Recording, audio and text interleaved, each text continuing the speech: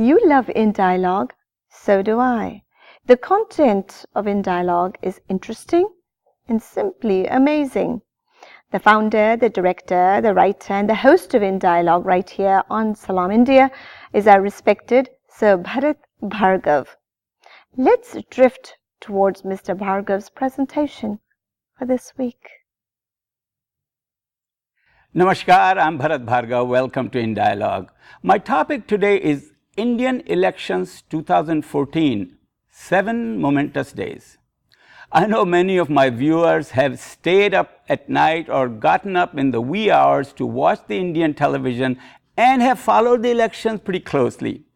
For those who may not have been able to do so, I'd like to describe the 7 days of crescendo to the monumental phenomenon, the Indian pentennial elections that just concluded. For perspective, allow me to mention that India has 814 million eligible voters. Compare that to 740 in all of Europe, for whom nearly 1 million voting stations were set up with 1.4 million electronic voting machines. The elections were conducted in 9 phases over a 5-week period. Indians countrywide took the process most seriously. At some of the voting stations, people had been seen waiting in lines for up to 2 miles. The excitement in the country reached a feverish pitch by May 11, the day before the last voting day.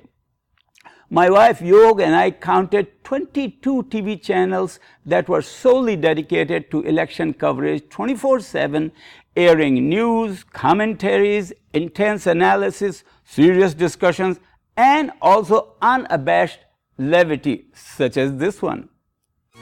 तुम्हारी आँखें जो मैंने देखी बड़े बेदर्द हैं, लोग क्या करेंगे, संभालो इनको न मारो उनको, जो तुमसे हट कर सोचा करें।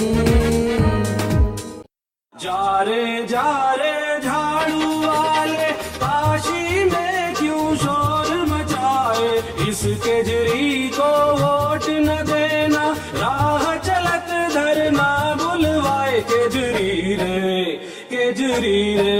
जा रे गंगा मैया में जाके तू मुंह धो के आ, केजरी रे जा रे जा रे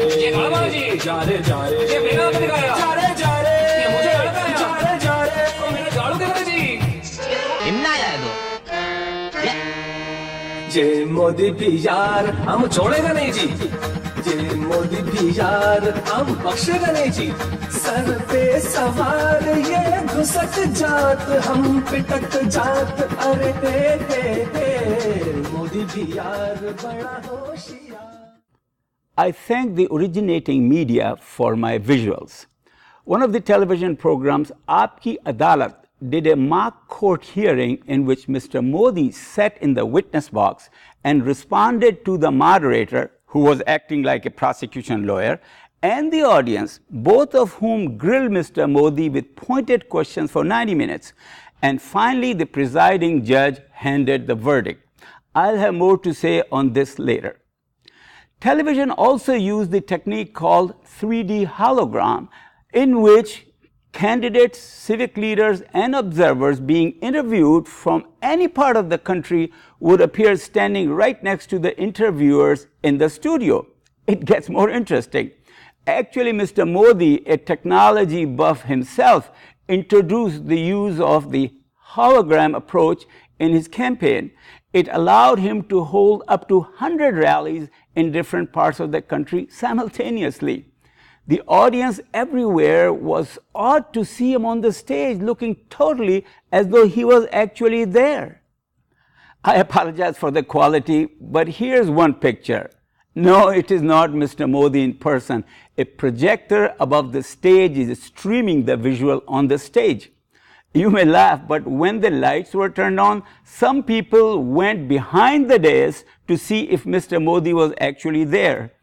That was quite a creative way, besides his physical traveling to reach a population in a country nearly 2,000 miles long and 2,000 miles wide. The media community, otherwise trying to vigorously beat each other in providing news and information, were forbidden from announcing the exit poll results until the close of the voting day on May 12th. So by 6:30 p.m. that day, the country was glued to their televisions when exit polls results started gushing out. Given the nature of exit polls, there were differences from poll to poll. The actual vote counting was to take place on the 16th, but on the night of the 12th, it became clear that BJP, under the leadership of Mr. Modi, will have the majority in parliament, either with or without including the seats won by its NDA allies. You may know the term NDA, the National Democratic Alliance, which includes BJP and its allied parties, and UPA, the United Progressive Alliance, which includes Congress and its allied parties. The exit poll results of some of the close races seem to contradict each other and therefore inconclusive. So there were intense analyses, debates, speculations, rejoicing, fretting, and hanging by the fingernails among the newspapers, televisions, public, and candidates on May 13, 14, and 15. Then came the all-important May 16. Very early in the morning, counting started with paper ballots first. Over 500 million votes had been cast. Vote tallies for some of the opposing contestants kept on seesawing. For example, Mr. Rahul Gandhi and Ms. Smriti Irani were alternately seen leading or trailing during the early counting. Finally, the nearly unexpected happened. BJP won a clear majority, bagging 282 out of 543 seats.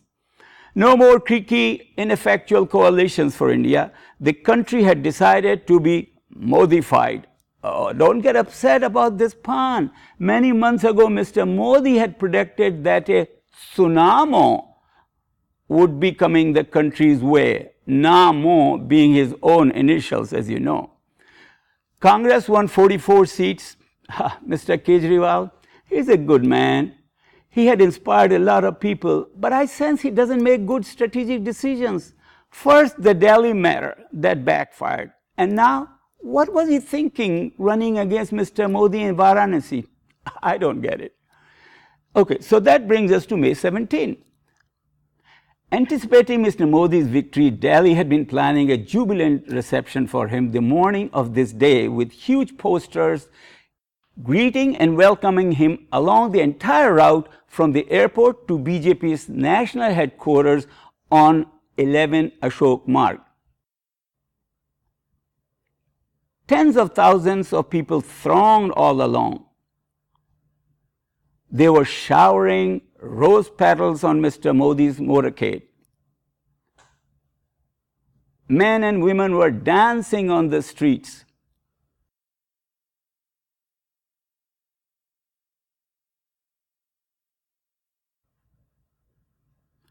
Upon his arrival at the headquarters, the party leaders celebrated the victory with feeding each other mithai.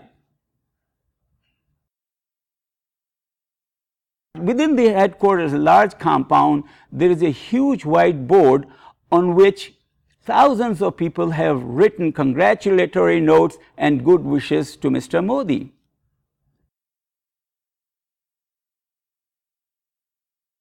In the afternoon, I caught up with the statement Mr. Modi made that he would transform the country in 10 years. 10 years, huh? Mr. Modi, I know you didn't mean it that way, but at this juncture, if you did ask the Indian citizens a carte blanche for 2 terms, they may possibly sign off on it. However, that won't be necessary. First of all, I submit to you the goalpost may move significantly in 10 years. Then I instantly contradict myself and say, there is no goalpost. Even after you and I are gone, okay, me before you, but I mean hundreds of years after you and I are gone, progress must continue.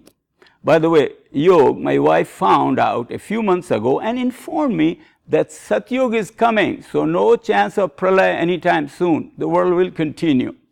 Seriously, Mr. Modi, all that is needed from you is to set markers and set in motion the right direction and speed of progress.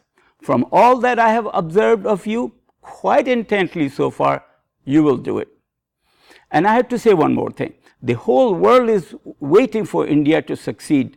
They like India, and even the investors would come to India in droves once they see India being on the right path and with the right speed.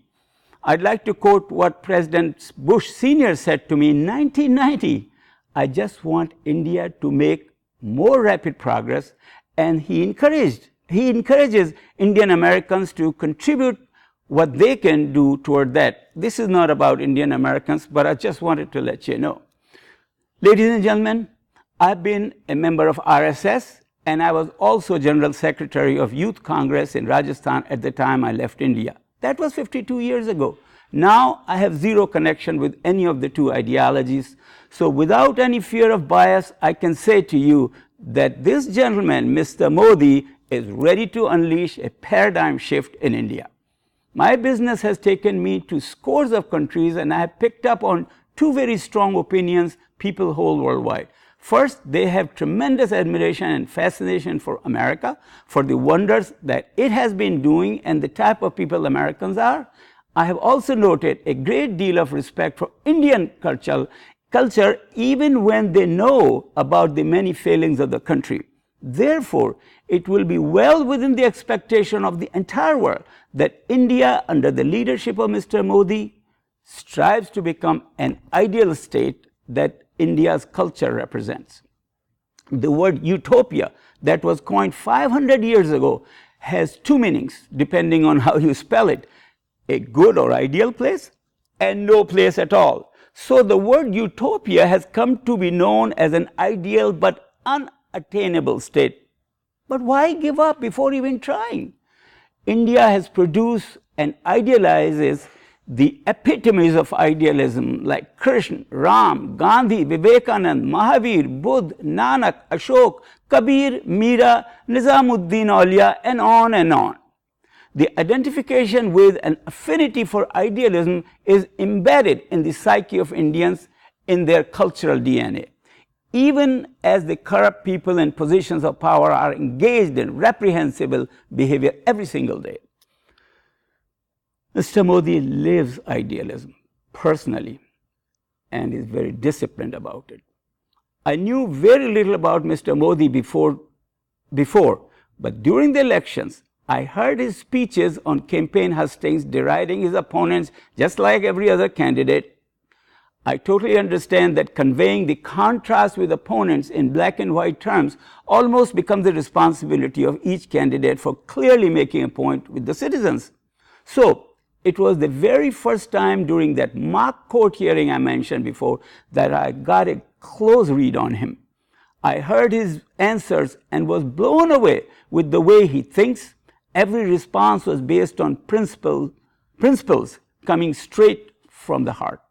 No evasion, no doublespeak. That leads me to one of the things that I have thought about all the time. Why is it that worldwide politicians are expected to and are forgiven for their dishonesty and hypocrisy? Governments affect lives of everyone in so many ways. So why is it that politics is filled with mediocre people and it is considered to be wretched and thankless field for good people? And to the politicians, these are merely opportunities to stuff their pockets. I know of no country where bureaucracy in the government is not impeding progress, but I do know of many countries in which the public is exploited blatantly. Robbing of national resources by the powerful is accepted as par for the course, and people's lives muddled through. Why not say cut it out? I do hope that the recent outrage in India that has produced today's results reverberates worldwide. Mr. Modi has won the promise of economic growth. Achhe din aane wale hain was his slogan.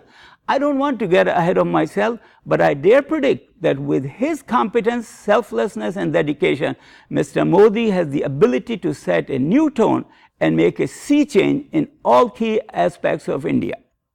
I spoke to some Muslims who expressed wariness about Mr. Modi. With everything that has been said all this time about the 2002 episode, their concern is understandable. I don't have any idea what exactly happened then, but I dare say this much to you. The Mr. Modi I have observed intently understands the stakes. He will pursue an inclusive agenda toward bringing the best out of India and will not settle for half or three-quarters of a loaf. I noticed that he's also a charmer. His responses in relation to the interactions with Mr. Advani seem like a litmus test of how he deals with sensitive matters with all sincerity. Being fond of gadgets, Mr. Modi's iPad, laptop, and clothes are among his limited possessions because he has been donating everything he has been earning and the gifts he has received as the Chief Minister in Gujarat toward children's education. During his prime ministerships and beyond, he would have minimal personal needs, and he is not only unlikely to compromise his own integrity, he will wield every ounce of power he has in preventing others from being able to do so. More power to him. I am not so naive as to think that you can wish away all the ills of the society, but so far I submit the bar has been set too low.